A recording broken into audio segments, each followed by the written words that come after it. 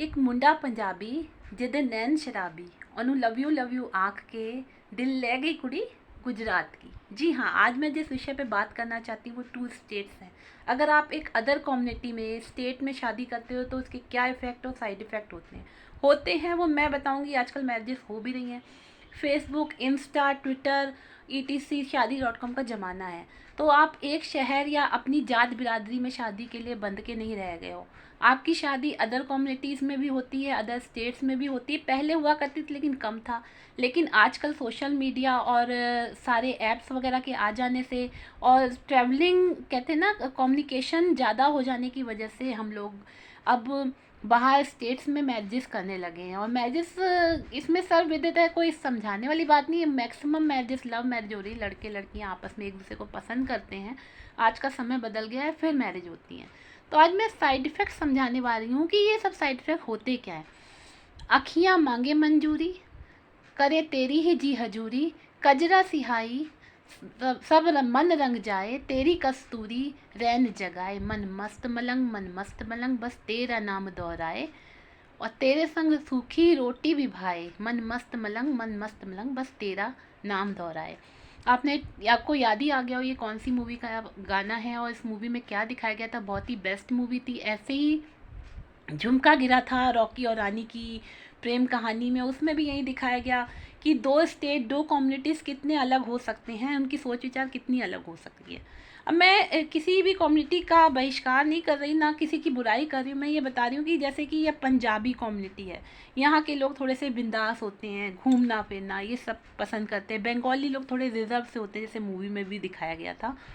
तो हर एक, ये खाली कम्युनिटी नहीं है, रिच और पुअर का भी होता है। देखिए, आप गरीब हो या थोड़ा सा पैसे के से कम हो, मिडिल क्लास हो, तो आपका रहन सहन खान पीन अलग होता है। और थोड़े से अपर क्लास के लोग होते हैं ना, उनका खान पीन अलग होता है।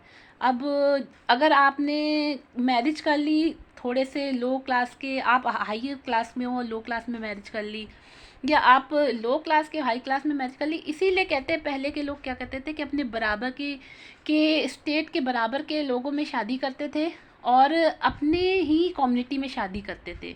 उसका रीज़न ये था कि एडजस्टमेंट करना बड़ा मुश्किल होता है। आप ये चीज़ देखिए कि आप एक ऐसे बैकग्राउंड से आए हो जहाँ पे लोग अलग हैं, त्यौहार अलग मनाए जाते हैं, उनकी कम्युनिटी अलग है, बातचीत करने का तरीका अलग है, उनकी सोच अलग है, और फिर उस सोच को तोड़ना, जो रूढ़िवादिता चली जा रही है ना, फिर जाना और अपने आप को दूसरे माहौल में एडजस्ट करना, ये बहुत मुश्किल है। आप एक बार कभी किसी ट्रेवल के लिए भी कहीं जाते हो तो आपका पेट ख़राब हो जाता है, आप बीमार हो जाते हो किसी दूसरे स्टेट में या शहर में, वहाँ जाने में एडजस्ट करने में बहुत टाइम लगता है। कई लोग एडजस्ट भी नहीं कर पाते हो, वहाँ से वापस आ जाते हैं। ये तो मैरिज होती है या आप किसी से जुड़ते हो, तो ये रिश्ते कितने नाजुक होते हैं। लेकिन हमें क्या है कि हर एक कम्युनिटी का हर एक चीज़ का आदर करना चाहिए। मूवी में तो दिखा दिया जाता है कि लास्ट में सब कुछ ठीक हो गया, लेकिन लास्ट में सब कुछ ठीक नहीं होता।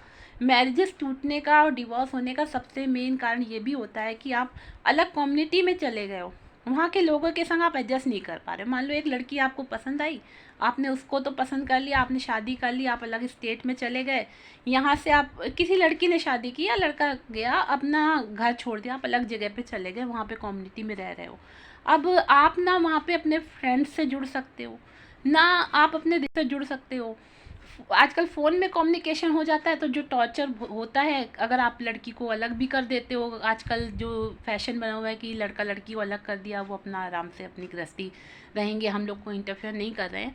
लेकिन इंटरफेयर तब भी होता है जब टू स्टेट्स की बात करें, और कल्चर का सबसे ज़्यादा इफ़ेक्ट पड़ता है।